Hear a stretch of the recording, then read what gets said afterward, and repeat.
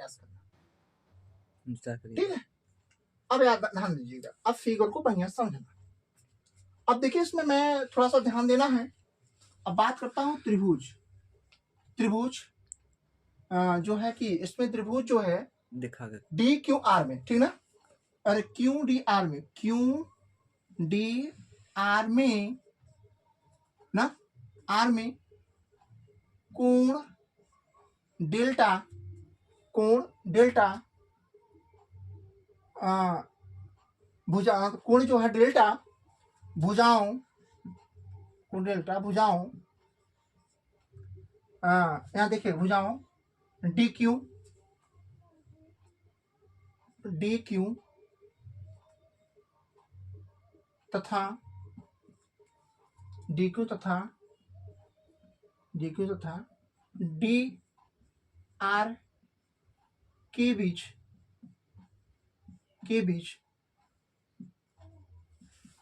वहिस कोण है, वहिस कोण है, बहिष्कोण। अब देखिए बहिष्कोण क्या होता है। बहिष्कोण का मतलब जिसे मान लीजिए ये त्रिभुज है, याद रखिएगा इस तरीके से। अब बहिष्कोण मान लीजिए यहां बना, कोई बहिष्कोण मान लीजिए डेल्टा है, तो इन दो कोणों का योग, इन दो कोणों का योग इस तीसरे कोण के क्या होता है, बराबर होता है। यही बहिष्कोण होता है। समझ में आया बहिष्कोण? ये जैसे मान लीजिए त्रिभुज है, इस त्रिभुज में इन दोनों कोणों का योग इस तीसरे कोण के क्या होता है, बराबर होता है। इसको बहिष्कोण बोलते हैं। समझ में आया क्या? मैं उसी आधार पर आपको समझाने का प्रयास करता हूं। आइए, मैंने आपको यहां लिखा, ठीक है, हमने यहां लिखा, ठीक ना, यहां हमने लिखा आपको, ठीक, हमने लिखा त्रिभुज क्यू डी आर में, क्यू डी आर में, ठीक ना, क्यू डी आर में कोण डेल्टा भुजाओं डी क्यू तथा डी आर के बीच बहिष्कोण है। आई में समझाता हूं बहिष्कोण क्या है। मैंने अभी बताया यही चीज कि जो ये बहिष्कोण डेल्टा है, ये दो भुजाओं, ये दो कोणों का योग होता है। इसमें दो कोण कौन कौन बने हैं, याद रखिएगा। इसमें दो कोण कौन कौन बने हैं, इसमें देखा जाए दो कोण की बात किया जाए तो इसमें दो कोण बने हैं। देखिएगा, अब मैं बताता हूं दो कोण कौन कौन से हैं। देखिएगा, कोण पहला एक है डी क्यू आर प्लस कोण, देखिए डी क्यू, देखा डी क्यू आर, और एक है डी आर क्यू, एक है डी आर क्यू। तो कौन है, क्योंकि यही जहां पे अभिलंब खींचा गया यही कोण को लिया गया बीच में, देख सकते हैं। तो यहां डेल्टा बराबर, अब देखिएगा इसमें आपतन कोण बड़ा, अपवर्तन कोण छोटा, तो आपतन कोण में से अपवर्तन कोण को घटा लीजिए, बस कुछ नहीं करना है। समझ में आई बात? इतना करिए। यहां देखिएगा, यहां आपतन कोण छोटा और निर्गत कोण क्या है, बड़ा है, जिसमें आई डैश में से इसमें आर डैश को घटा लीजिए।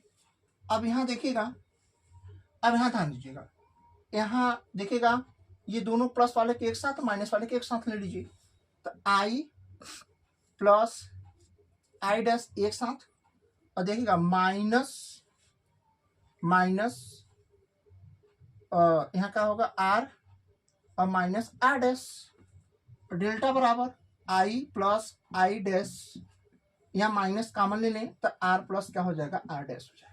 समझ में आया? अब यहां इसको मैं समीकरण नंबर क्या दे दूं, एक, ठीक है। क्या है, इस समीकरण नंबर एक हो गया। इतनी बात स्पष्ट हो गई। आइए मैं आगे चलता हूं। अब यहां देखिएगा, समझने का प्रयास करिएगा। अब देखो इसमें क्या है, चतुर्भुज कौन कौन सा है, मैं आपको समझाने का प्रयास करता हूं। इसमें चतुर्भुज कौन कौन सा है, इसी चतुर्भुज को फिर समझ गए तो बात आपका बन गई। देखिए चतुर्भुज कौन कौन सा है, ए क्यू ए आर, क्या है ये, चतुर्भुज है। तो देखिएगा चतुर्भुज,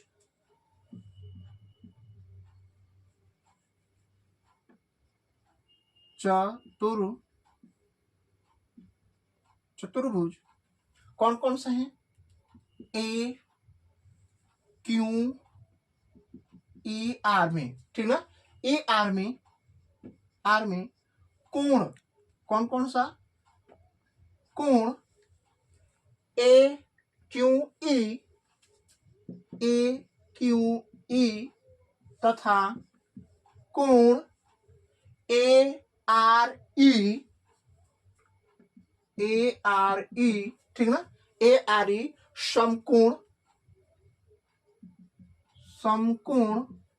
ठीक ना, क्या है, हमने कहा चतुर्भुज ए आर ई यानी A Q R E, sorry E R में ए क्यू ई तथा ए आर ई समकोण, ठीक ना, समकोण, तब समकोण है, क्या है, ये समकोण है, तब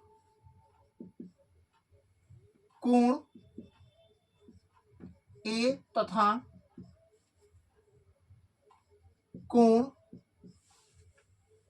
कोण ए तथा कोण ई, कोण ए तथा कोण ई का योग 180 डिग्री होगा। कैसे होगा समझिए, ये देखिए चतुर्भुज होता है, पहले समझ लीजिए, इस चतुर्भुज में आमने सामने भुजाओं का योग 180 डिग्री होता है, ठीक है। यदि देखेंगे यहाँ समकोण बनना, देखिए यहाँ क्या, यहाँ समकोण त्रिभुज बनना, मैंने आपको लिखा है यहाँ पे चतुर्भुज ए क्यू ई आर में कोण ए क्यू ई तथा कोण ए आर ई समकोण है। जब यहाँ समकोण है, ये समकोण है, ये आमने सामने की भुजाओं का योग कितना हो जाएगा, कोणों का योग 180 हो जाएगा, तो इन दोनों कोणों का योग कितना होना चाहिए, 180 डिग्री होना चाहिए। तो आइए समझाता हूं आपको, तो यही देखेगा, तो मैं यहाँ लिख सकता हूं कि a प्लस ई बराबर कितना, 180 डिग्री। क्या इतनी बात मेरी समझ में आई आप लोगों को, इतनी बात समझ में आई कि नहीं आई, अगर इतनी बात समझ में आ गई हो तो मैं आपको समझाता हूं, देखिएगा, अब यहाँ देखिएगा, एक फिर से बात समझेगा, कोण, कौन सा कोण, देखिएगा क्यू ई आर में, ठीक ना, कोण क्यू ई आर से, अब ध्यान दीजिएगा, आखिर इसमें इसको समीकरण नंबर 2 दे दो। अब आइए देखिएगा, अब देखिए ये क्या है, एक समकोण है, क्या है, एक समकोण त्रिभुज है, और समकोण त्रिभुज के ना हम कह सकते हैं, इस समकोण त्रिभुज के तीनों कोणों का योग 180 डिग्री होता है कि नहीं होता है, तो देखिएगा आर डैश और ये जो है कि ई, इन तीनों का योग देखिए कितना होगा, तो हम कह सकते हैं R plus R dash plus E बराबर 180 डिग्री। क्या इतनी बात समझ में आई आप लोगों को, इतनी बात समझ में आई आप लोगों को, ठीक है। यदि इतनी बात आप लोगों को समझ में आई हो तो यार ध्यान रखिएगा, यहाँ स्क्रीनशॉट आप लीजिए, मैं इसके आगे बताता हूं, ठीक है। अब देखिएगा समीकरण 3 में से, यहां लिखिएगा समीकरण 3 को 2 से घटाने पर, समीकरण 3 को, सॉरी समीकरण 3 में से 2 को घटाने पर, समीकरण 3 से 2 को घटाने पर, घटा लीजिए, देखो समीकरण 3 का है R plus R dash plus E बराबर 180 डिग्री, ठीक है। अब यहां लिखेंगे क्या, ए प्लस ई बराबर 180 डिग्री, जब यहां घटाएंगे तो देखिए ये कट जाएगा, ये दोनों कट जाएंगे आपस में, बचेगा कितना, R plus R dash minus A बराबर 0। अब यहाँ हम लिख सकते हैं आर प्लस आर डैश बराबर, इसको उधर ले जाएंगे तो ए हो जाएगा। इतनी बात समझ में आई कि नहीं, इसको समीकरण नंबर 4 दे सकते हैं कि नहीं दे सकते, बाय समझ में। अब इसका स्क्रीनशॉट लीजिए, मैं आपको बताता हूं, ठीक है। अब समझिएगा, मैं आपको समझाता हूं आगे चल के, देखो इसको मैं नहीं मिटाता, यहाँ ध्यान दीजिएगा। अब यहाँ आप एक चीज लिख सकते हैं, ध्यान दीजिएगा कैसे। अब देखिएगा, आप लिखेंगे समीकरण 1 में, यहाँ है समीकरण 1 में, समीकरण मैं यहां लिखता हूं, समीकरण 1 में ए का मान रखने, ए का मान रखने पर देखिए ए का मान क्या है, ए बराबर आर प्लस आर डैश। अब आर डैश का मान यहां रख लीजिए, तो यहाँ देखिएगा यही समीकरण है, तो यहाँ लिखेंगे तो क्या हो जाएगा, देखो बच्चों, डेल्टा बराबर आई प्लस आई डैश हो जाएगा, ठीक है, और माइनस इन दोनों के बराबर क्या रखते हैं, ए रख सकते हैं। इतनी बात समझ में आई हो तो इसको समीकरण नंबर 5 आप दे सकते हो। यदि इतनी बात आपको समझ में आ गई हो तो आइए मैं आगे आपको समझाता हूं, ठीक ना, ठीक ना। अब देखिए, यदि अब यहां ध्यान से नोट में समझिएगा, यहां नोट में ही समझिएगा या ऐसे लिखिएगा, यदि चल यदि प्रिज्म की यदि प्रिज्म की न्यूनतम विचलन की स्थिति में, यदि प्रिज्म न्यूनतम, देखिए यदि, याद रखिएगा, यदि प्रिज्म अल्पतम विचलन की स्थिति में हो, तो याद रखिएगा यदि अल्पतम विचलन कोण की स्थिति में होगा तो इसमें देखिएगा जो आई होगा वो आई डैश के बराबर होगा, जो आर होगा आर डैश के बराबर होगा, और जो हमने कहा डेल्टा होगा वो डेल्टा एम के बराबर होगा। यानी कहने का मतलब ये है कि यदि अल्पतम विचलन कोण की स्थिति में हो जाएगा तो ये आपतित किरण, ये आपतन कोण इस निर्गत कोण के बराबर हो जाएगा, और ये अपवर्तन कोण इस आपतन कोण की क्या हो जाएगा, बराबर हो जाएगा। तो ये जो कोण होगा विचलन कोण इस अल्पतम विचलन कोण की क्या हो जाएगा, बराबर हो जाएगा, इस स्थिति में हो जाएगा। इतनी बात आपको समझ में आई? यदि इतनी बात आपको समझ में आई हो तो आप इतना स्क्रीनशॉट लीजिए, मैं आपको बताता हूँ, ठीक है, ठीक है। आइए मैं समझाता हूँ, ठीक है। अब यहां समझने का प्रयास करिएगा अच्छे से, ठीक है। अब मैं समझाता हूं। अब देखिएगा ये समीकरण नंबर किसमें, 5 में। समीकरण 5 में आई बराबर आई डैश लिख देते हैं, यानी आई डैश के स्थान पे आई रख देते हैं यहां पर।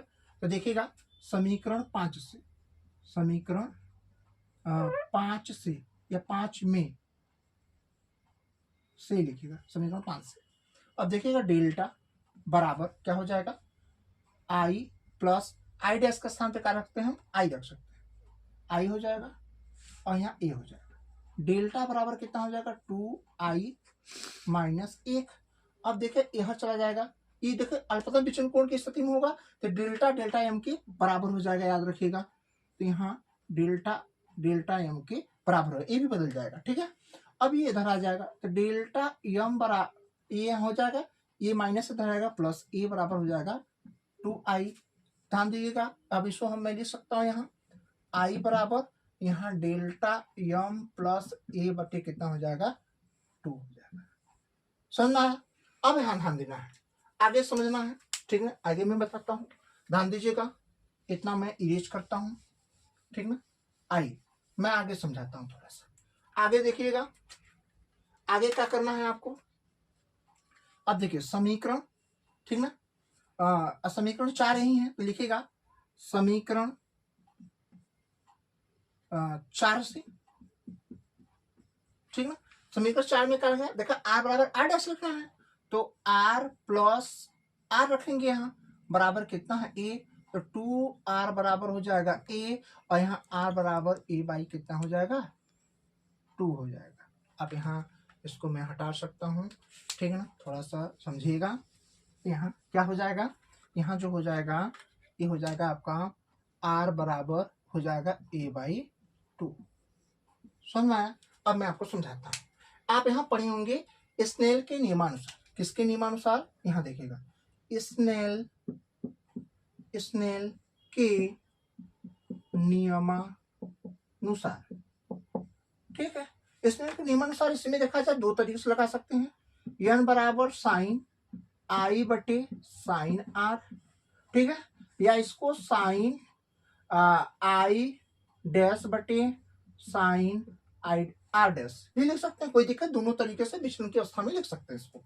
तो हम n बराबर देखिए यहाँ रखते हैं तो साइन, अब देखिएगा साइन आई का मान देखिए कहाँ रखा है, आई का मान कितना प्राप्त हुआ, यही प्राप्त हुआ, तो साइन आई का मान आप रखेंगे यहाँ क्या हो जाएगा, यहाँ delta M plus A by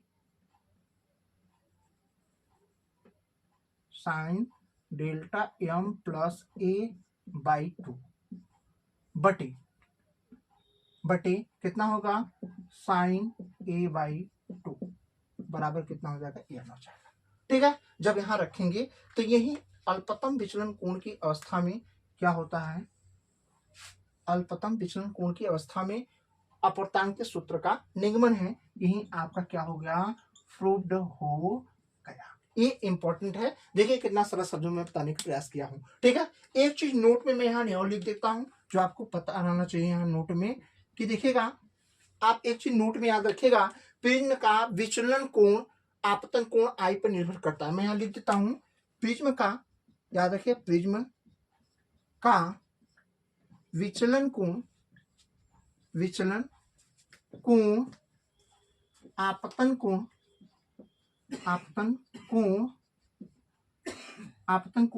पर निर्भर करता है।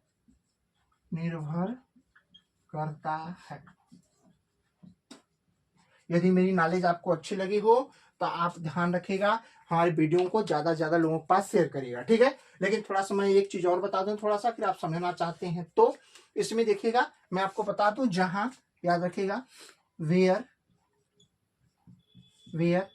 मैं लिख दूं जहां डेल्टा एम क्या है, अल्पतम विचलन कोण है, या इसको न्यूनतम विचलन कोण भी कहते हैं। और डेल्टा क्या है, ये विचलन कोण है।